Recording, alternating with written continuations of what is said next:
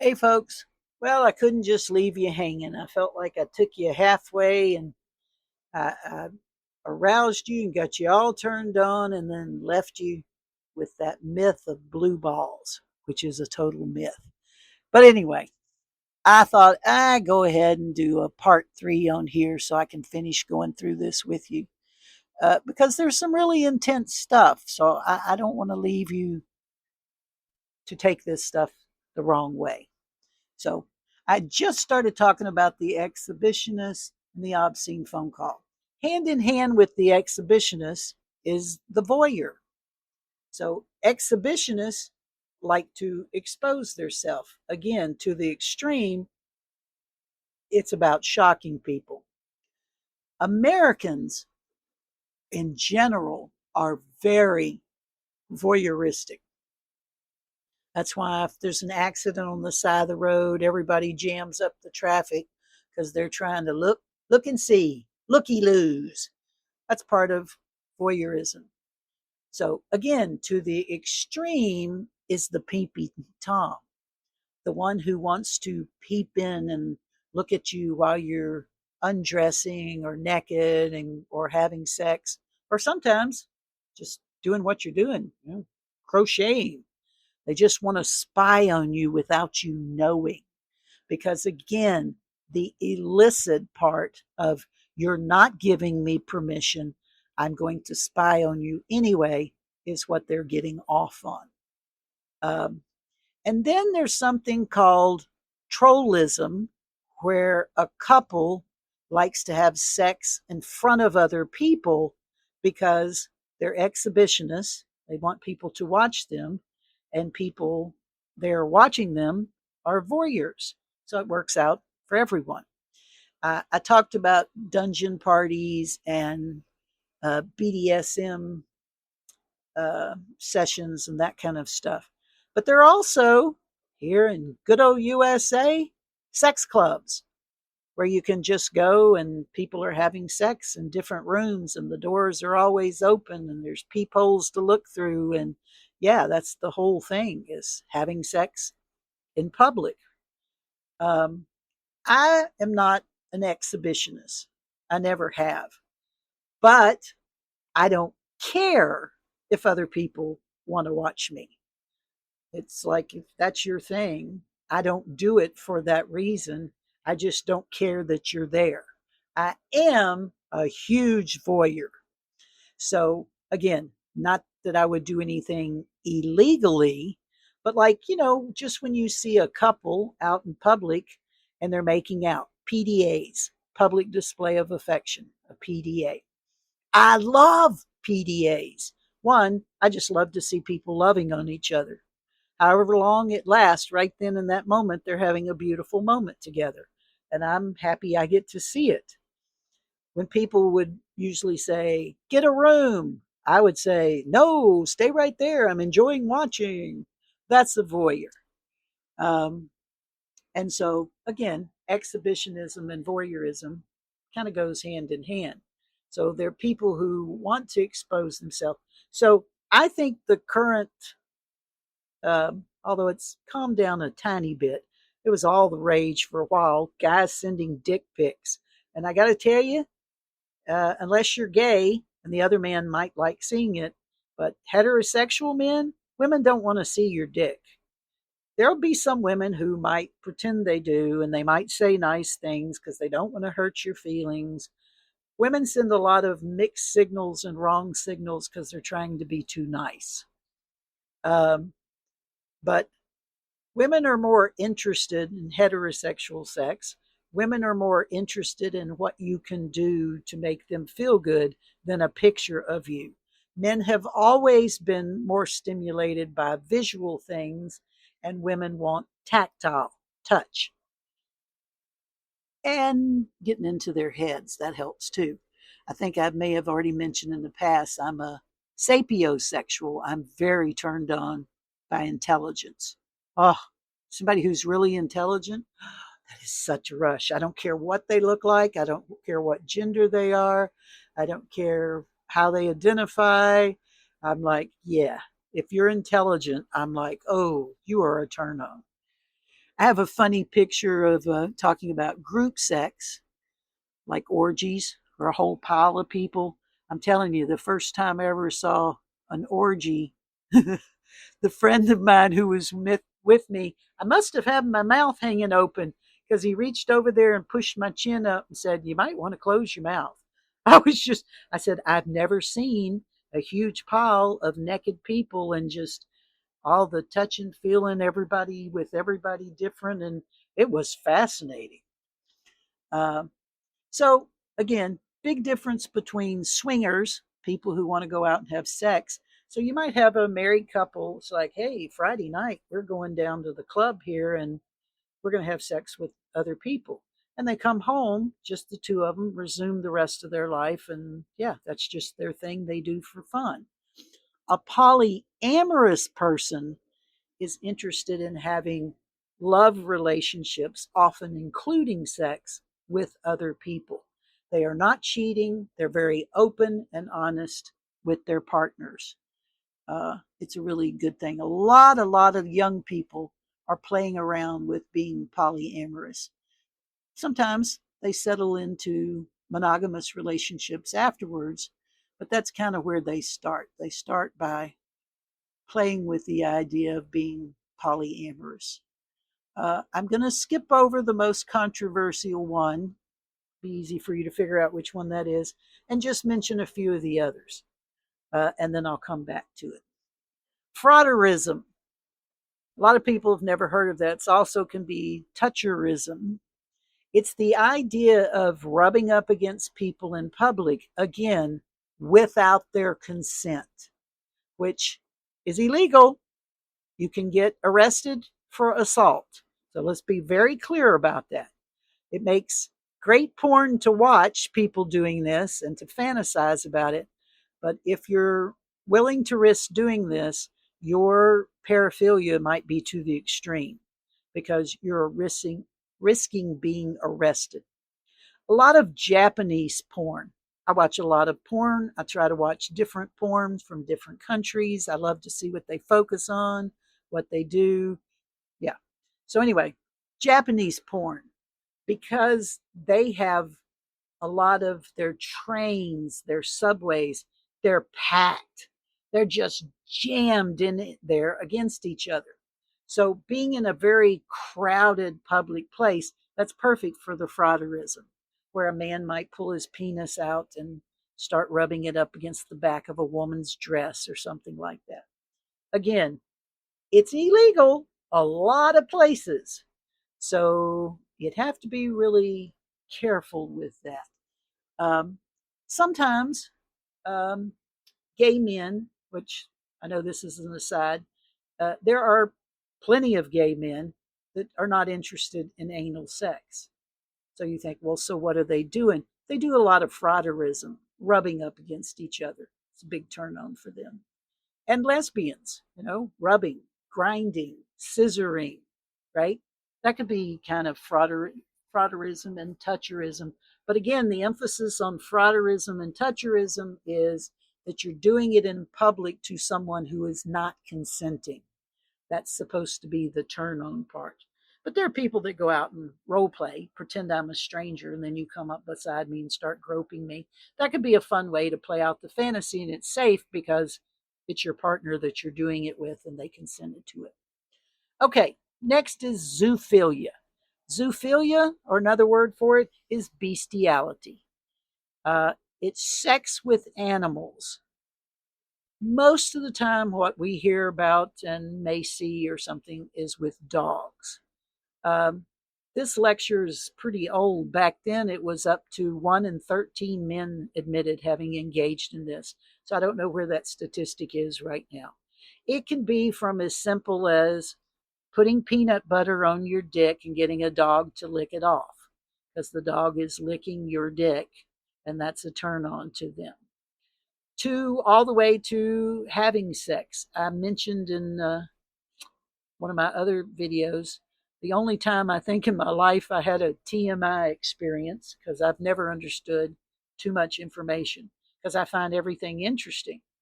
But this guy, I met him, and immediately, I was actually thinking about dating him, and we met, and I was like, again, women know usually pretty quickly if they're interested in you or not. I was not interested in him at all, so I decided, let's just have a fun conversation. So I said, what's your kink? My favorite question to ask. And he goes, well, actually, I have two. One is sex with my cousin. And I go, that's not as kinky as you think. I said, I was with a guy who married his cousin and had a kid. And this wasn't that long ago. But way back when, Gone with the Wind days, everybody married their cousin. It wasn't that big a deal. Lots of people fantasize about having sex, and some people have sex with their cousins. It's just not good to marry because it can cause problems with having children, and you need a lot of DNA tests. And so that's the reason the laws came out against it. Here's my objection to sex with animals. Animals can't give consent. Consent is a big thing, uh, and we need to take it seriously. So, an animal can't consent because they don't understand what you're saying you're about to do to them. And I've had people say, yeah, but the dog seemed like he was enjoying it. You don't know that. Just because you can get a dog to climb on and stop humping you and you have the dog has an orgasm, doesn't mean the dog was enjoying it. Maybe it thought it had to do that to get fed, or maybe it'd get beat if it didn't do it. It's awful. They're not able to consent. That's why it's wrong. It's illegal. It's even illegal to own pictures or porn about bestiality in this country. Because I lived in the Netherlands and I was back and forth all the time, I actually had this girl I was friends with, her boyfriend knew I was getting ready to go back to the Netherlands. And he said, hey, I think while you're there, you can buy it. Would you buy me some bestiality porn and bring it back? And I went, no, because one, I think it's horrible. I love animals, so I'm not okay with animals being used for this. I don't even believe in people who breed dogs because I consider that forced rape on the female dogs so you can get their puppies and sell them and you can make money. It's a barbaric system. So that's a whole different thing. Get me into my dog things. There's no such thing as ethical breeders. There's nothing ethical about forcing rape on a female dog, forcing her to go through labor. See, only a woman, I think, would really understand that. To carry the child, the carry the her I can't think of the word right now. Anyway, the animals that are coming from her forced rape. She has to carry those inside of her. She has to go through labor, risk dying, have them so humans can sell them and make money.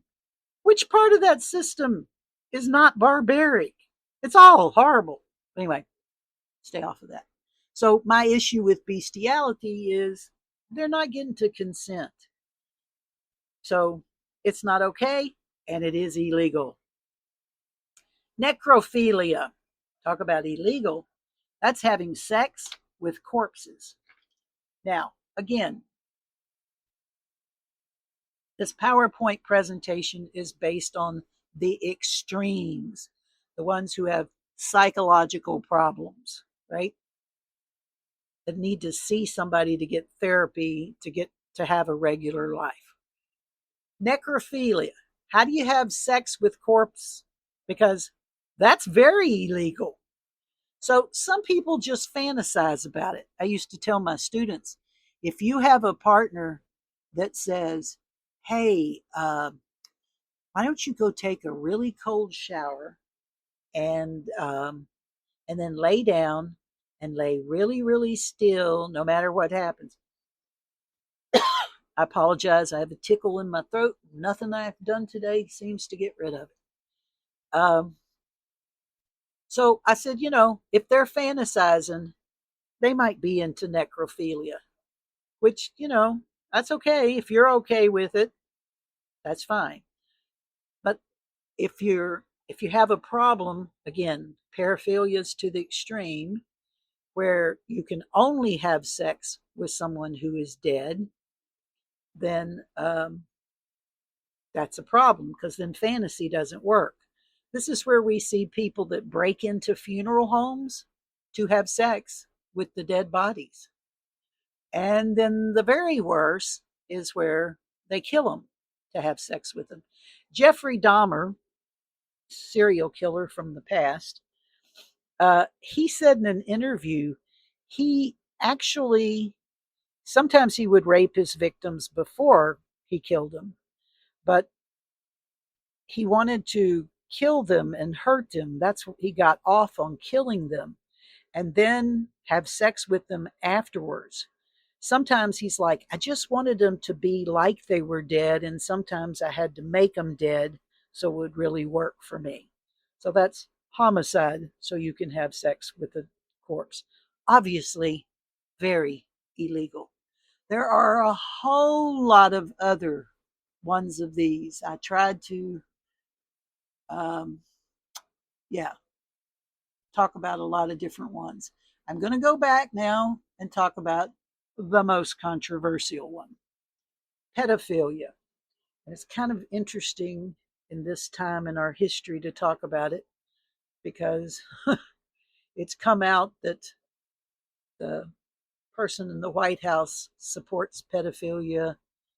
He had arrangements with people that brought young girls, underage girls, to parties. And I can't believe it's actually this open right now.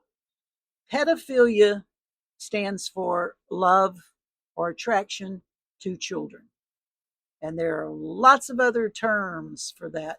And in my dialogue that goes along with the slideshow, I mentioned some of the different,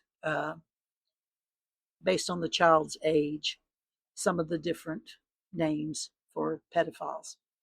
Uh, what do they call them in England? Pedos? Pedos, because they pronounce it a little differently. Anyway, it's not legal in the United States to have sexual contact. I didn't say have sex, sexual contact with a minor that you're not married to. I always found that fascinating. If you get a 13-year-old girl and can talk her parents into signing up for her to get a marriage license, like, who was the country singer? Jerry. Jerry Lewis was the comedian. The singer was Jerry something. Anyway, I can't think of his name right now. But that's what he wanted to do. He wanted to marry his 13-year-old. I think she was even his cousin. And because Jerry Lee Lewis, singer. And so, yeah, he married his 13-year-old cousin. He got his parents to sign off, got a marriage license, and then he can have sex.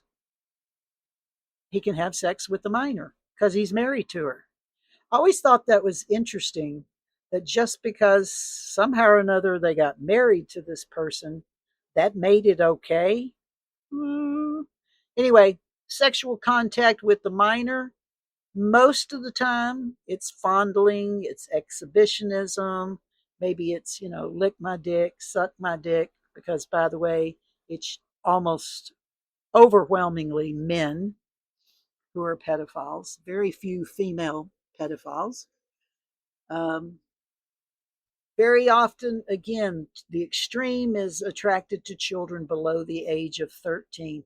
It gets really kind of questionable when you start getting into 16. Remember, I was having sex at 16. I shouldn't have been.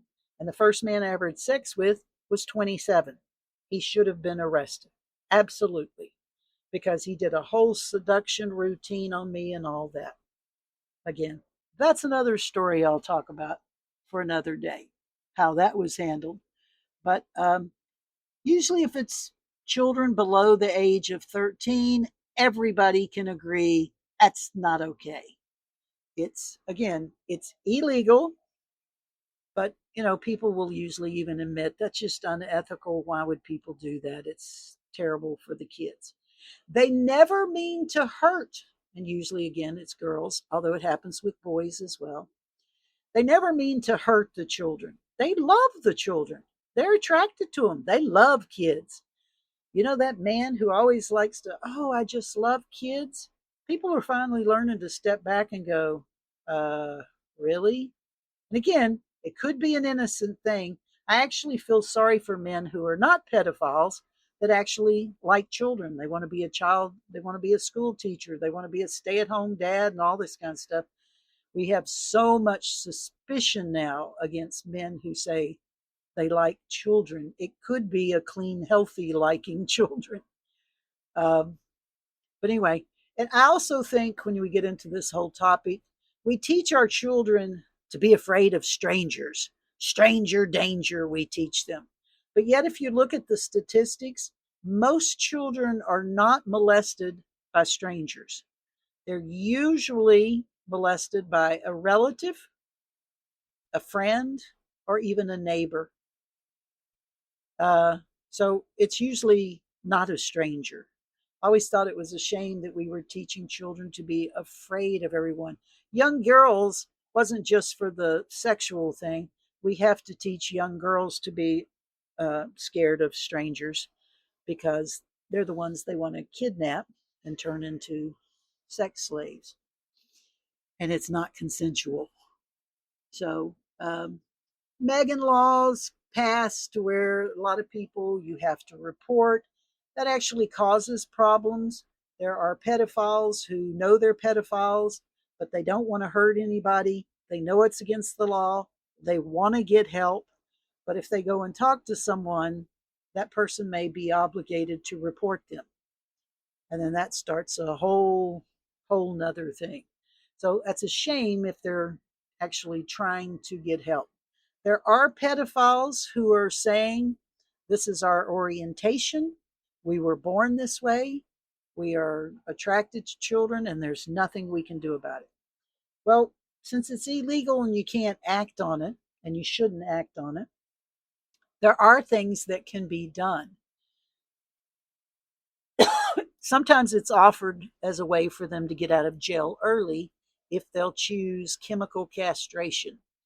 And it's basically where they take a hormone shot that keeps them from getting an erection. They can't get an erection at all. And so they won't be quite as much threat because they don't have the sex drive or the erection to do anything. And so that's one option. They could practice chemical castration. But there are men who are married and have their own kids and are pedophiles, but they go outside the family to molest other children. So usually the pedophile is one of the most hated people. That's why when they get arrested and they go to prison, um, they usually have to be kept away from the general population because a lot of times they'll be killed because of their crime. So that's a tough one to talk to people about. I made the mistake one time of trying to talk to a good friend of mine, and he had been molested as a child. And I'm talking about it as an academic subject. We're trying to find out why these people are this way, what can we do to help them, blah, blah, blah. And he gets very upset and he's like, this is not academic to me. This is a personal experience.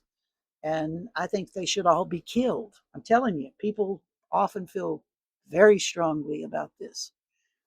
Pedophiles can be heterosexual, homosexual, or bisexual, although the majority tend to be heterosexual. And the majority also tend to be men. So, as is the case with many crimes, it's more men than anybody that does it. So that's a little bit about pedophilia. Most people do not accept it. It's pretty illegal. I haven't checked it recently, but it used to be illegal in every country in the world. In the world. Nowhere was it considered okay. So, but who knows? We have a whole group of people now that it doesn't seem to bother them. So I don't know where that's going to go in the future. But again, it is a little questionable. So we have, people like Jerry Seinfeld, who I don't watch any of his stuff. Once he went out and started dating a high school girl openly. She was under 18. He's like, I don't know, 40s, 50s. I don't know how old he was, but he was a grown man when he was doing this, going and picking her up at her high school out in front of everybody because he's rich and he's famous. Who's going to do anything to him? It did hurt his career a little bit, not enough. But, I'm like, these guys who have to date these 17-year-old girls, it's like, really? Seriously? All you had to do is go, hey, come see me next year after your birthday. Just wait 1 year and then they're legal. They're probably still too young because part of the problem is you have a power dynamic. If the one person is very rich and has a lot of money and typically is male, they have a lot of power in society. So these young females, and a lot of times maybe they're fans. So the fans, they get stars in their eyes. They're young. Their frontal lobe is still not even developed in their brain, so they're not making good decisions.